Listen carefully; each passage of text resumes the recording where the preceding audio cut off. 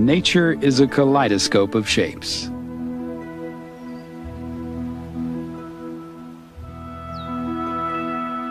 Some are made by animals like insects. Some are the growth forms of plants. And some, the patterns of crystals.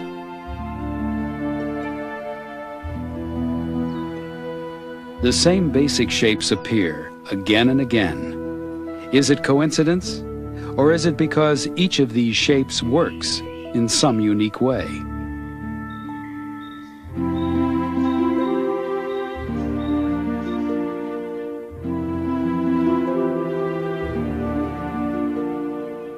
What do things that resemble each other really have in common?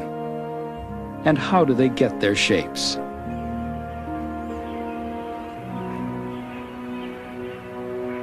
This will be a journey of discovery through familiar natural surroundings, beneath the surface of things, and into the way different forms are made. It isn't always obvious, but there may be a pattern in the way a river bends, and in the way trees are spaced in a forest, and in the way lilies grow in a pond. Whatever the process may be that leads to form, one thing seems clear. Natural things produce many variations on a few basic themes, for nature is a maker of shapes.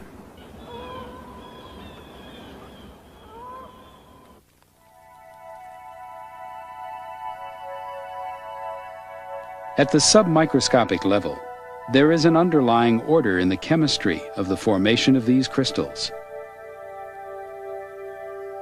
They have a rigid substructure determined by the way their atoms and molecules fit together. Just as the shapes of these crystals echo their internal structure, the shape of any natural thing depends on its composition and the forces acting upon it. The forms described by geometry and mathematics are not just abstract ideas. The sphere, the polygon, the spiral, the helix, the meander, and the branch are familiar throughout nature. Shapes like these are the signposts of order amid nature's abundant variety. Even within a drop of water, there is a teeming diversity of life. Microscopic living things inhabit a world as rich and varied as our own.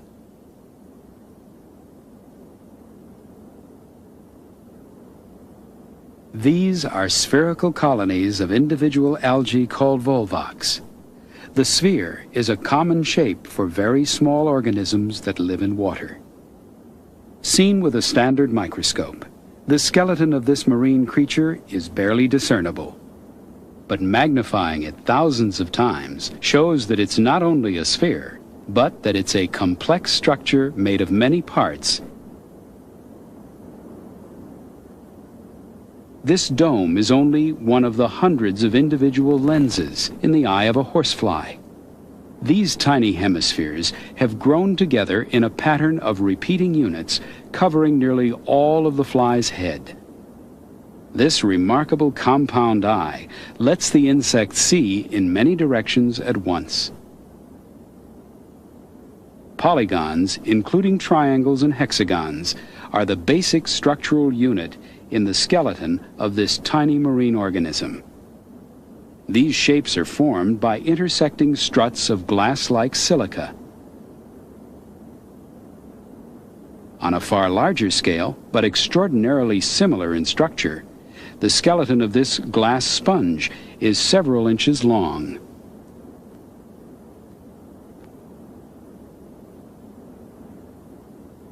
This spiral shell is only a tiny fraction of an inch across. The shells of many mollusks throughout the world have a similar shape. They build their protective armor with near mathematical precision, creating the ever-expanding curve of the spiral. Some spirals make many turns, and some, like this Argonaut egg case, make only one.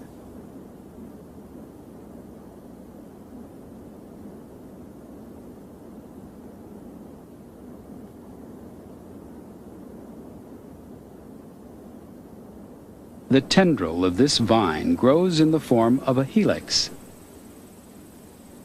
It developed these coils so that it could contract like a spring as a way of getting closer to a support structure. And the movement of these vines around a pole also creates a helix.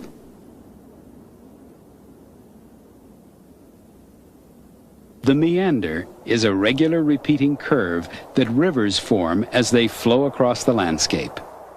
And in a shape similar to flowing water, a snake too moves in meanders across the ground. When a cabbage is sliced in half, the form that's revealed looks like a tree. This is only one example of the patterns made by branching systems. The feeding tentacles of a feather duster worm make a radiating pattern on the face of a coral reef. The 8 tentacles of the octopus also make a radiating pattern.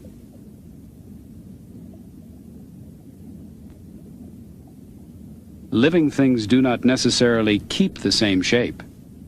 They often change as they grow.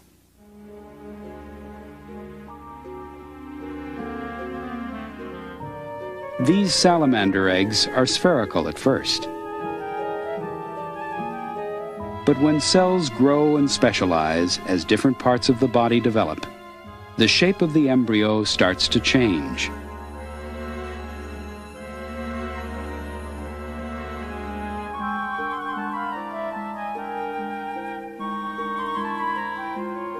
The form it now begins to assume is a shape suited to its environment. It's molded by millions of years of evolutionary trial and error.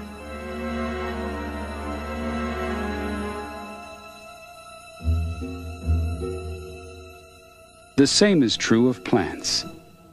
Their designs have evolved as workable solutions to the problems of gathering light and air and drawing water and nutrients from the ground. There is often a relationship between natural forms, their functions, and the materials they are made of. Environmental factors like gravity, light, and the weather can play a part in the development of natural shapes. A change of season has a noticeable effect. Birds move south. Plants become dormant. And as it gets cold, the water in the pond and in the air undergoes a change of state, and with it, a change of shape and structure. Water vapor changes to frost on these seed pods. The pond freezes over, and an icy frost forms on the branches of this pine tree. These small plates clinging to the pine needles are individual ice crystals. When water freezes, sheets of crystals come together in a seemingly irregular pattern. But ice has an inner structure that begins at the molecular level. This represents a water molecule.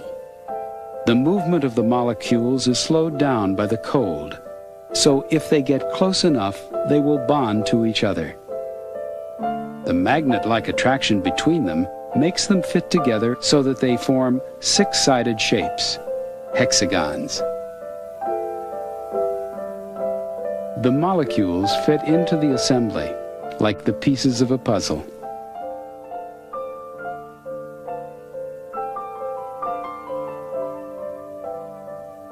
These molecules are a small part of a piece of ice.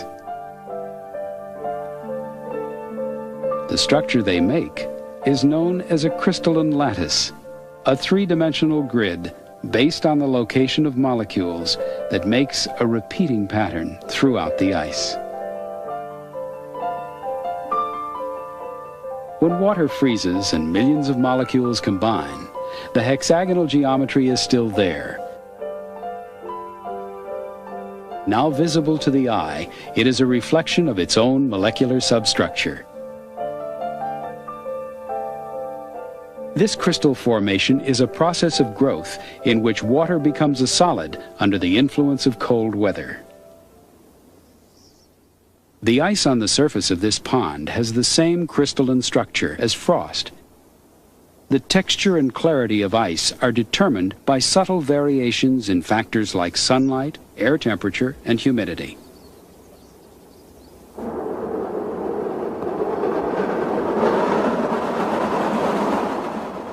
When turbulent winter storm clouds gather and the temperature begins to drop, the water vapor in the clouds freezes, forming small particles of ice that fall as snow.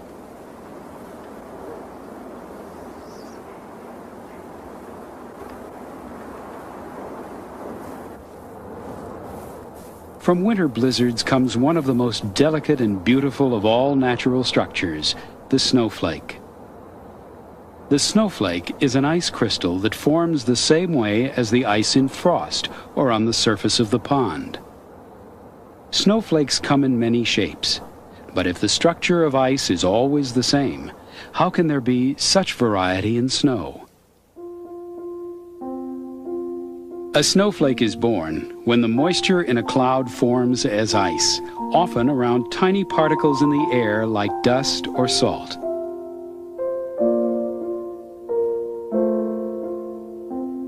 True to the hexagonal geometry of its molecular lattice, the disk grows into a hexagon.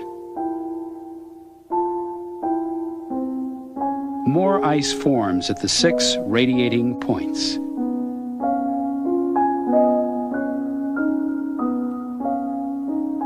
Variation in conditions of the immediate surroundings lead to variation in shape. A branching pattern like this is most common when it's around 6 degrees Fahrenheit in the cloud.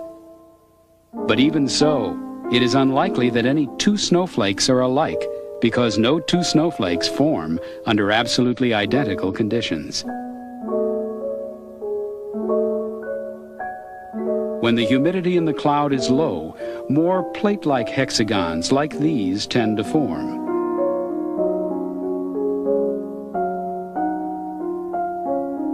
And the more ornate ones form only in a narrow temperature range and with higher humidity.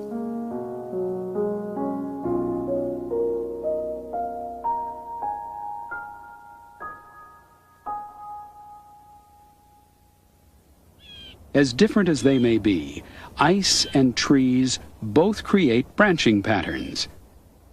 The patterns come from the way the environment affects the materials they're made of and the way they grow.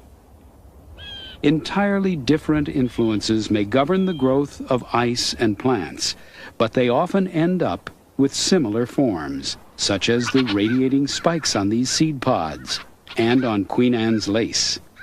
Even though natural objects are made of different materials, they can have related forms. And a single material can assume different structures under different circumstances. When water is frozen, it becomes ice. When subjected to other conditions, water makes other shapes.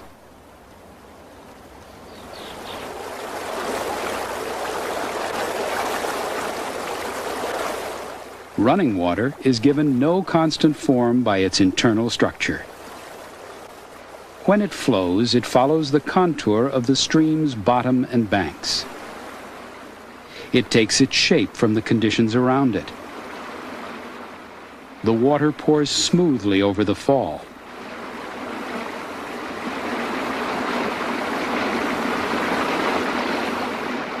The turbulence below tosses water into the air. The water separates into a fine spray of many drops. The smallest ones are almost perfect spheres.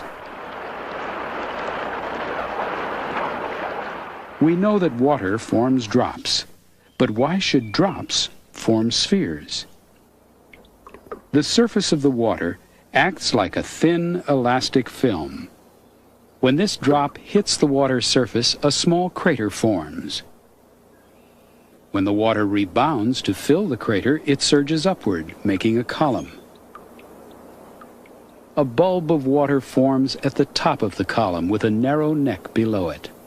Its momentum carries it upward while the rest of the small column falls back and a drop breaks free. The film on the surface of the drop contracts, forcing its contents into the most compact shape that fluid can form, the sphere.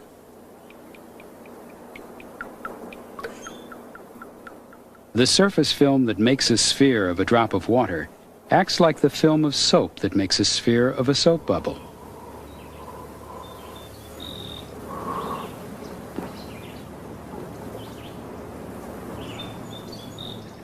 This bubble is a skin of water and soap stretched around a volume of air. The air is as formless as the water, so the film around it tightens until it has packaged the air as compactly as possible. A sphere uses the least amount of surface material to enclose a given volume. Drops so small that their own weight doesn't distort them become perfect spheres. This drop is too large for surface tension to draw it into a sphere. But because of its relative strength, the surface film can be an impenetrable barrier to very small creatures like this copepod. Bubbles and drops are shaped by their size and by the tension in their own surfaces. Many living things, such as fruit like cherries and crab apples, also resemble spheres.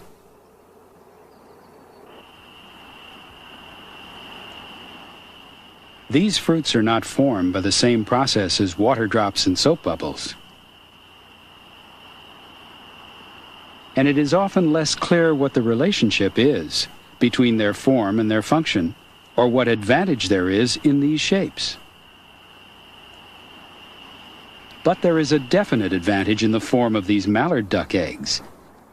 Their oval shape is curved, somewhat like a sphere, and their shells make strong and efficient packages for the embryo inside. This is the edge of an eggshell highly magnified. It's made of these bullet-shaped calcite crystals with rounded points at the lower ends.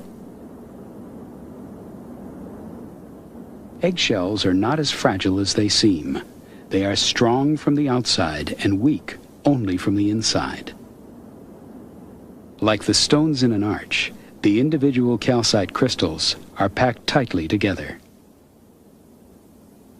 The shell is only 17 1/1000ths of an inch thick. When pressure is applied to the outside, the shell works like the arch in a bridge that carries the load to each side. And like the stones in a structural arch, the greater the pressure on the crystals, the tighter they get.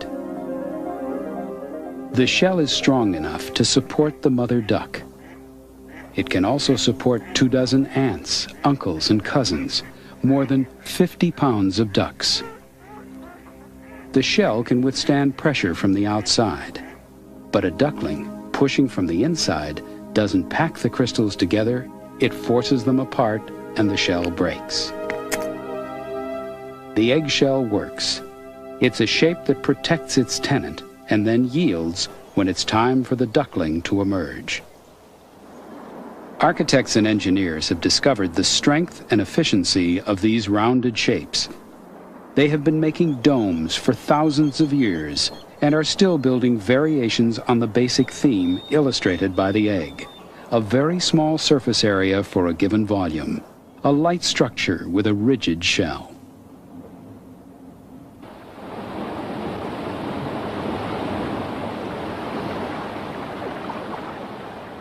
As water flows over this fall, it carries some air with it into the stream below.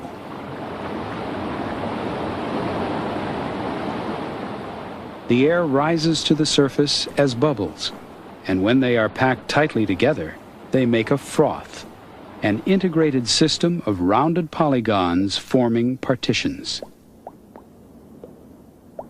Seen in 2 dimensions like this, the partitions join 3 at a time. Here's one 3-way joint. Here's another. Here's another. They enclose a 6-sided figure. It's hexagonal, as are most of the bubbles on the surface of this froth. It's shaped like an ice crystal, but it doesn't come from freezing. It comes from the physical pressure of bubbles crowding together. Single bubbles made like this start as hemispheres.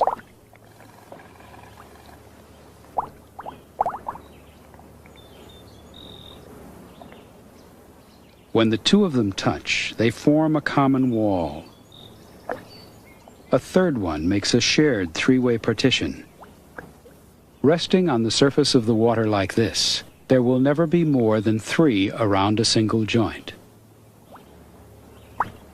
Each bubble keeps its original amount of air, but partitions are shared, so less surface area is needed to enclose the same amount of air.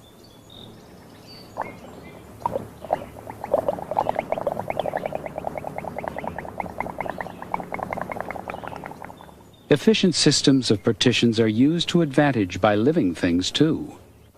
Wasps and bees build nests with hexagonal cells. Less material means less work, less investment of energy per cell, and more cells in which to lay eggs.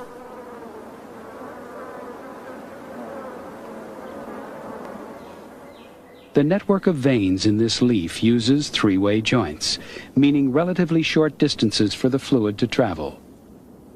And this common freshwater algae is a web of individual cells joined 3 at a time.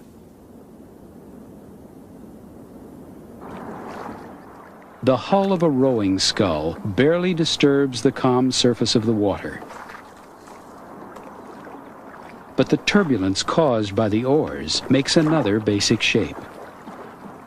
When an oar pushes against the water, it makes a spiral whirlpool, a column of water spinning faster in the center than the outside.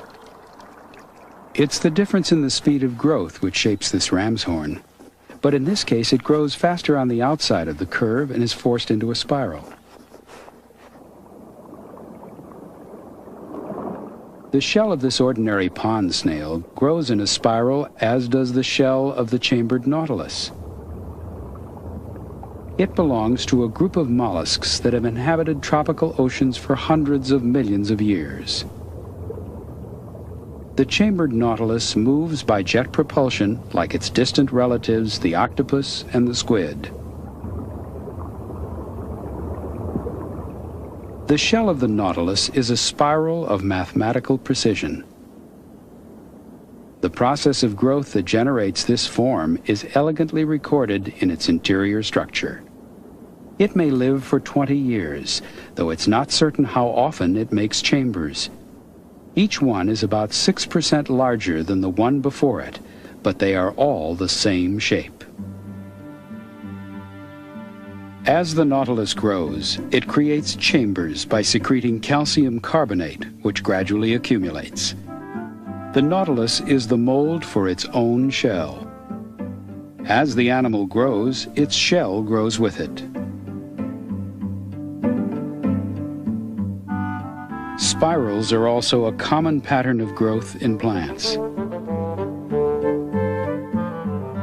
It's found in the way both leaves and flowers grow. Each division in the face of this sunflower is a single, very small blossom called a floret, and they pack together in an orderly array. They create a pattern of rows spiraling out from the center. While the bud is still closed, almost microscopic florets grow out of the center one after the other.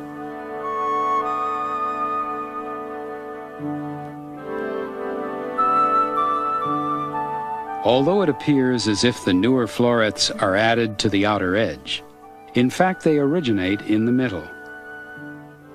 As new ones grow in, they force the older ones to the outside.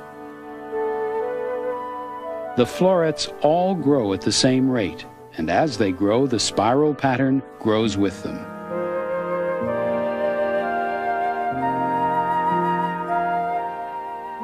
It might seem that the florets grow along a spiral track, but each one is forced out from the center in a straight line as the head of the flower gets bigger.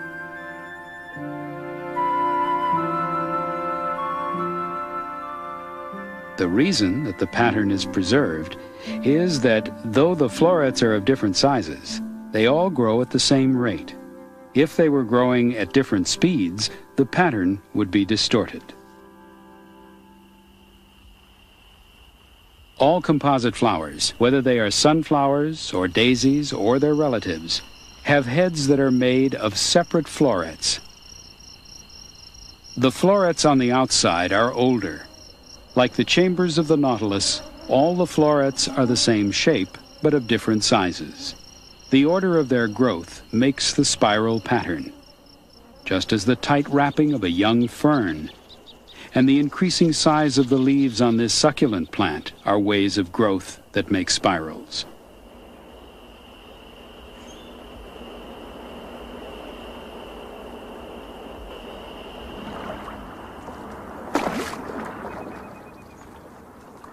The oars of the rowing scull make another shape that is closely related to the two-dimensional flat spiral seen on the surface of the water. The part of the whirlpool that reaches down into the water is a helix.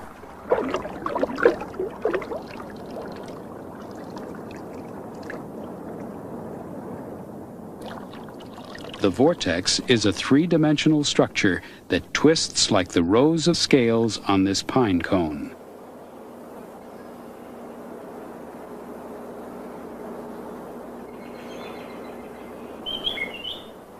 A pea vine climbs by wrapping itself around a pole, and in the process makes a helix. When the vine reaches out with its tendril and encounters a support, it encircles it, then modifies the winding motion to make helical coils, pulling itself closer to the pole.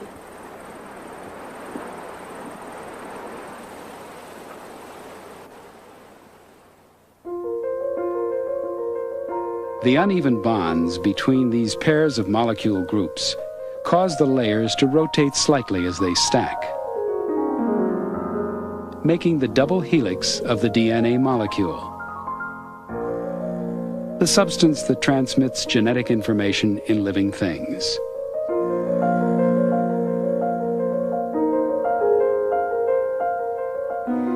Each coil is a backbone of sugar and phosphate molecules. The information-bearing nucleotides are protected within the coils.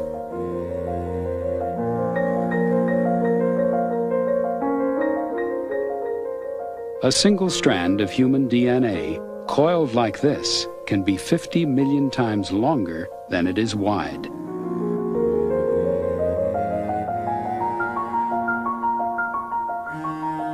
The continuous coiling of the helix relates it to another form commonly found in nature, the meander. A river loops across the landscape according to a predictable pattern of smooth elliptical meanders, shapes created by the force of flowing water. These curves are made by the way the river erodes its own banks. The water flows faster on the outside of the bends, slower on the inside. A cross-section through the river shows the action of the water. Where it's faster, erosion is greater, so it's deeper on the outside of the bend to the left. Shallow and slower on the inside to the right, so sediment is deposited there. On the outside, erosion eats the land away. On the inside, land is built up. This makes the riverbed change course over time. Rivers seldom flow in a straight line for more than 10 times their width. Instead, they automatically make patterns which approach uniform curvature. Water flowing across a car windshield will do the same thing, but for a different reason. When the speed and the volume of this water flow are reduced, it begins to oscillate as the flow becomes faster on one side than the other, creating a meander. Water flowing across a beach at low tide forms many meandering patterns. And so do the linear ridges in this glacier, slowly moving below Alaska's Mount McKinley.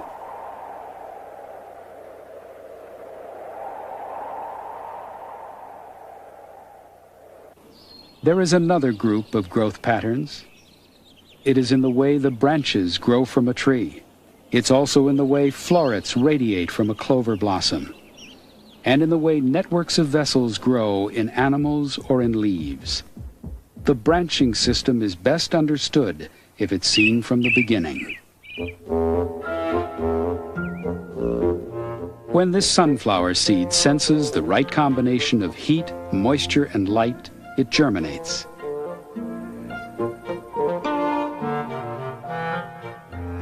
When plants grow, they show the development of a simple branching system. First, the roots.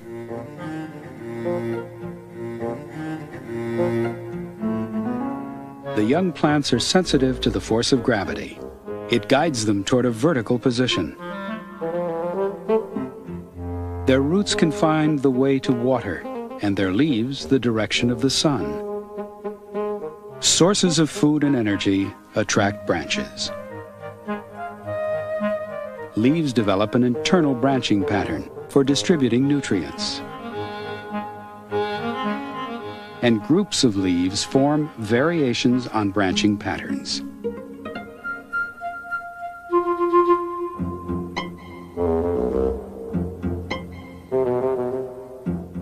Flowers make radiating patterns as they reach out to attract pollinating insects. As a plant gets bigger, it continues to do what it did as a seedling. It grows branches. A mature tree is a work of natural architecture and engineering. This tree has tens of thousands of leaves and must grow a massive armature of wood to support them. The leaves themselves have branching systems that collect the sun's energy and through photosynthesis produce food for the tree. Since the wooden structure must be strong enough to withstand the elements, trees have ways of branching that are ingenious solutions to structural problems. A lot for making furniture. This is a black oak, and if you look up at the branches, you'll see what we call a habit, the branching pattern of the tree. Some trees branch very low to the ground, and the other ones will wait until they get up higher and branch. Branches must support their own weight as well as their leaves. Wood is heavy, so to lessen the stress on the tree, the less used, the better. This is a diagram of evenly spread leaves. There are many ways for the leaves to be joined to the trunk. An explosion pattern. A double explosion pattern. Bilateral symmetry. Branches made of forks or three-way joints. How do these four patterns work as models for some common hardwood trees like oaks or maples? In this explosion pattern, each leaf would have its own branch, and the combined length of them all would be long. A lot of wood for a tree to support, so not economical as a tree design. But if these branches are the florets of a buttonbush flower, the scheme works pretty well. It presents a dense array of tiny flowers to attract pollinating insects.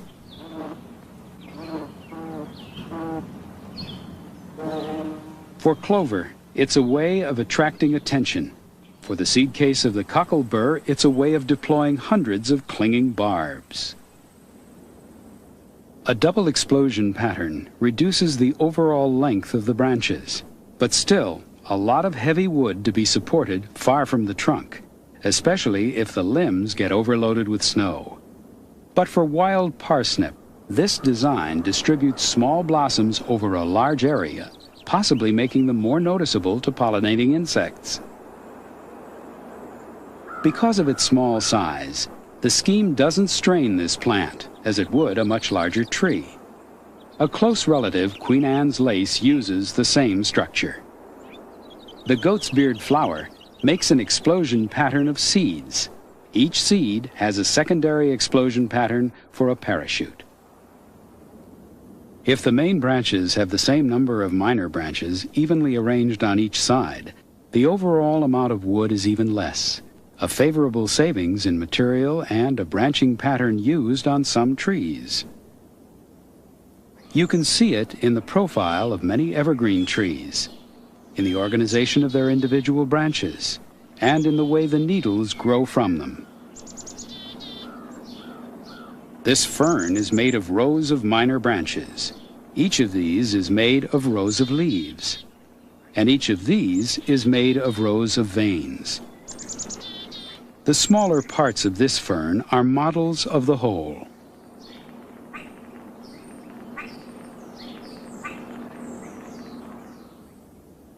In this branching pattern, each limb is made of forks, linked three-way joints.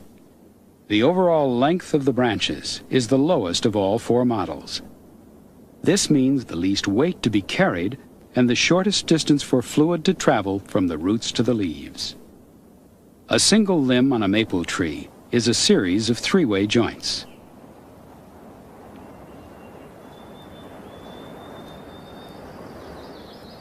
A branching system using this pattern is common to many of the hardwood trees of North America.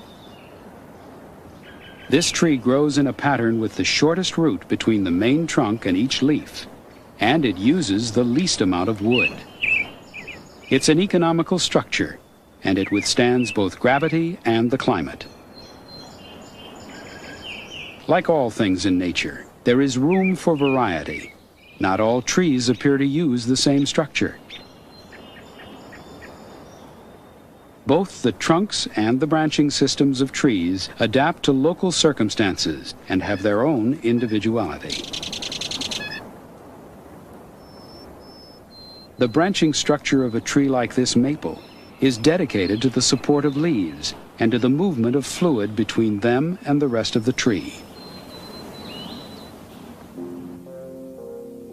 Although wood seems solid, a microscopic view shows that it's actually made of thin partitions of cellulose. The fluid moves through these bundles of tubing. They form a substructure of polygons like the ones made by the bubbles in a froth.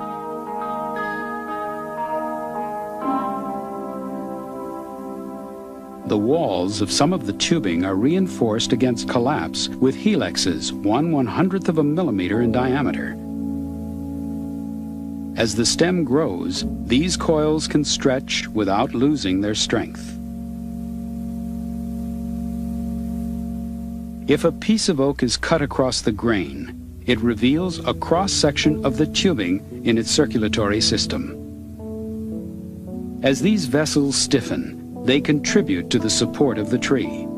Form and function is integrated. A single shape is both plumbing and structure.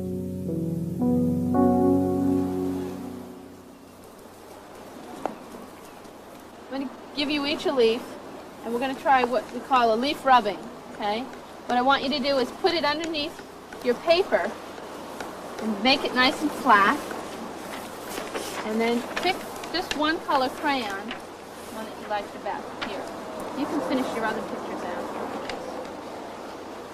Make sure that it gets nice and flat underneath here. A leaf is a microcosm of a tree.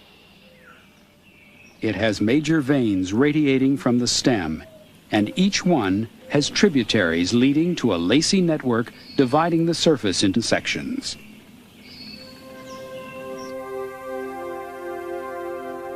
These flat areas surrounded by veins contain the final destination of the fluid. Moisture absorbed by the roots is given off through these microscopic openings called stomata. It's the last stop in the branching structure of the tree. The large veins in a leaf are not only for the movement of fluids, they are structural as well, helping to stiffen and spread the leaf flat to expose the surface to the sun. The process of evolution responsible for the forms of branches, leaves, and wood has also helped to determine the designs of seeds. Maple and ailanthus seeds, which are spread by the wind, have propeller-like blades. Sharp spikes keep animals out of these horse chestnuts before they ripen. And even though they're also toxic, squirrels will still collect and bury them, as they do with acorns and berries. Fruit and seeds are produced when flowers are pollinated. Flowers are the reproductive organs of plants. The individual florets in this sunflower open up. When insects come to gather the pollen, they fertilize the florets with pollen from another flower. Every fertilized floret becomes a seed containing an embryonic plant. The forms that seeds take are related to various strategies for distribution. One ailanthus tree produces thousands of seeds a year. Each seed is a helix, an aerodynamic form twisted like a propeller that keeps it airborne for wide dispersal by the wind.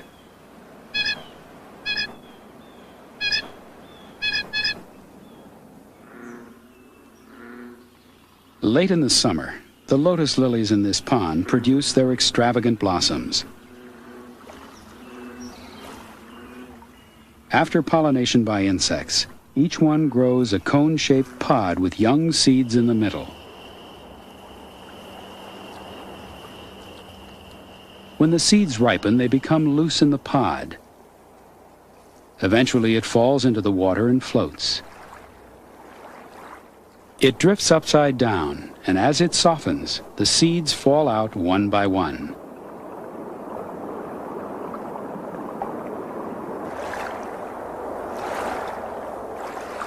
Like the seeds in the individual pods themselves, the cones pack against the shores of the pond by the thousands. As they are blown back and forth, they drop seeds all over the bottom, where they will wait until next year, or sometimes for many years, before taking root. As the pod of the milkweed dries, it shrinks. The case splits and reveals a tight package of seeds inside. Each one is a tiny explosion pattern that makes a parachute so it will travel farther with the wind. The dispersal of some seeds depends on the warmth of spring. The seeds of the dogbane bush absorb moisture and heat, and the contents expand, splitting the seed case. Many plants distribute their seeds as widely as possible. This way, a plant won't have to compete with its own offspring. Each of these seeds has its own parachute, and the wind does the rest. Living things are layers of patterns. A dandelion's seeds make an explosion pattern. The seeds were attached to an egg-like stub. It's divided by a spiraling pattern of cells meeting three at a time, making three-way joints. In the center of each cell, a tiny stalk that broke when the seed blew away.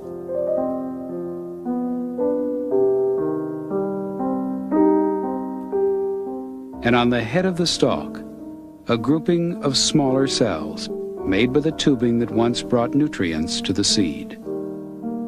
And so it goes, patterns made of other patterns, repeatedly layered one upon the other.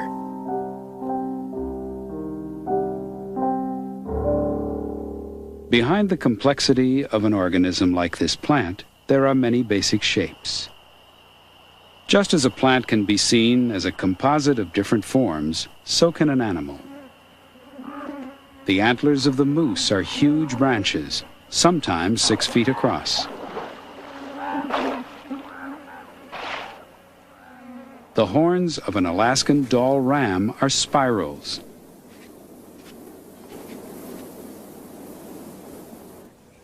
This king snake moves in a meandering pattern.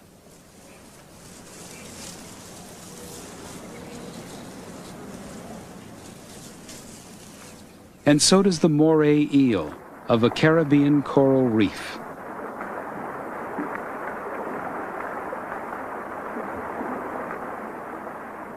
This porcupine fish inflates itself into a sphere like a balloon.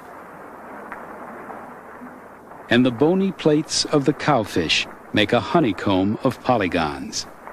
But these forms aren't always so easy to perceive. A bird is a complex but highly organized system that depends on the integration of simpler forms to meet the demands of its way of life.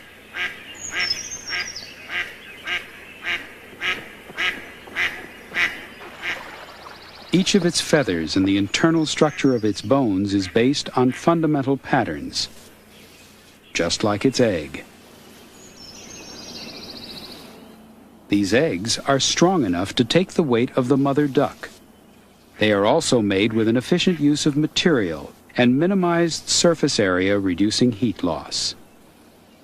While this mallard's young are in their eggs, patterns are developing that not only sustain life, but also anticipate the emerging adult form.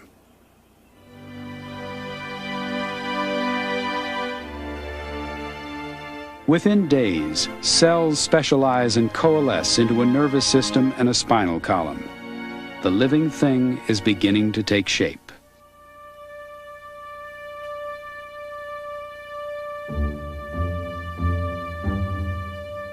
Blood cells form, and with them, the cells for veins and arteries.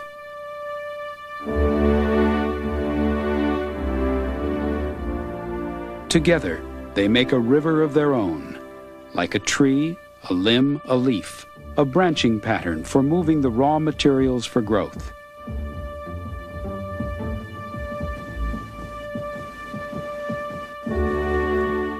It is the simplest way for all parts of a growing embryo to be nourished.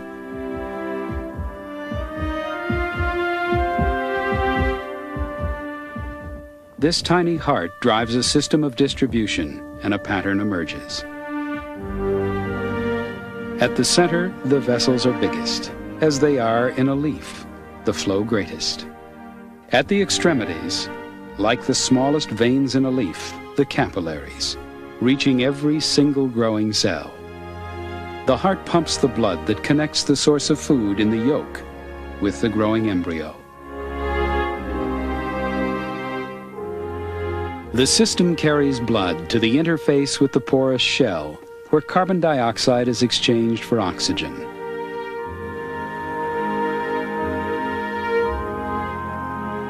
The yolk has all the raw material from which the embryo will construct itself.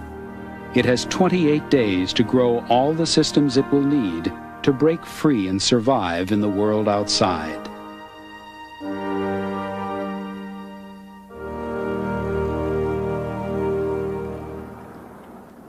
The shell breaks easily when pushed from the inside. Weak as it is, the duckling breaks out. It's an extraordinary process. The bird grew from a single spherical cell into a complex body that includes a beak, webbed feet, bones, and feathers. Each of these will soon toughen into the specialized features that suit ducks so well to their environment.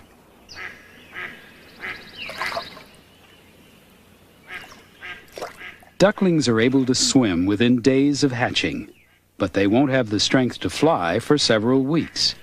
For flight puts great demands on a bird's structural integrity.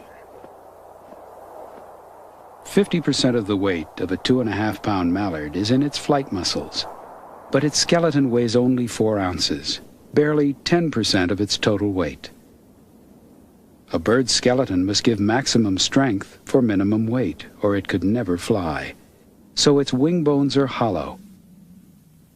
Their walls are internally buttressed with a forest of rigid branching structures.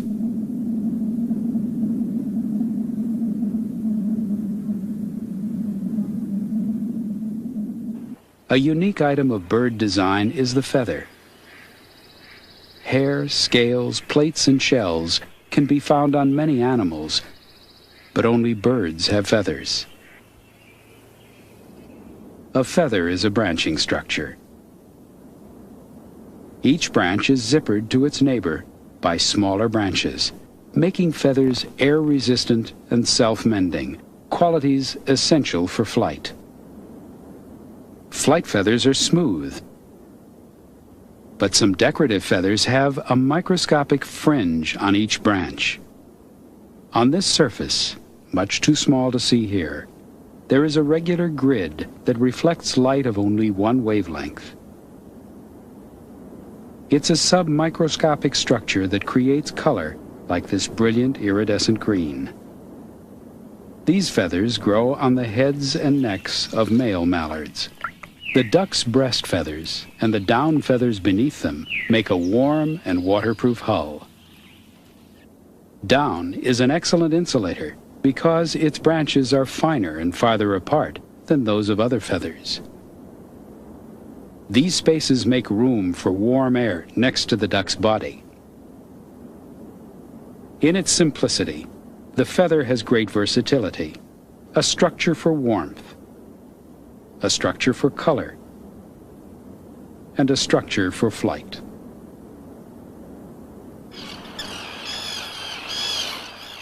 The entire bird represents efficiency of form.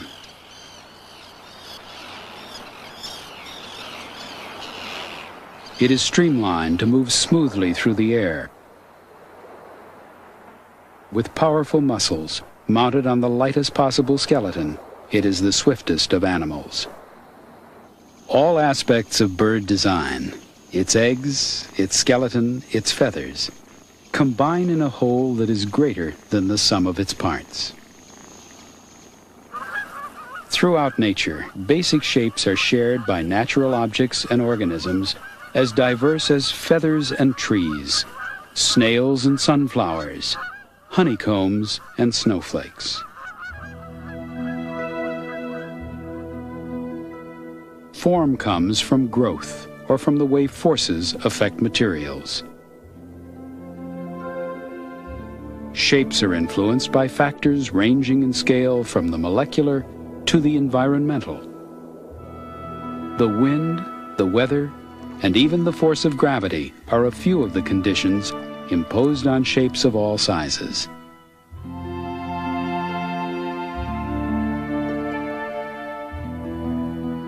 But these constraints are not necessarily limitations. They are opportunities for new variations on old themes. Their beauty is the outward appearance of orderly structure. Basic shapes are only the beginning of the story. They lead to an understanding of structure in all living things, because they are often the building blocks of more complex organisms. The need to conserve energy creates order. Disarray is wasteful of the materials and energy with which life confronts the environment. It is not always apparent why things are shaped the way they are, but nature is constantly creating similar forms over and over again. Within the diversity of nature there is order, and as the home of life, Earth is the planet of shapes.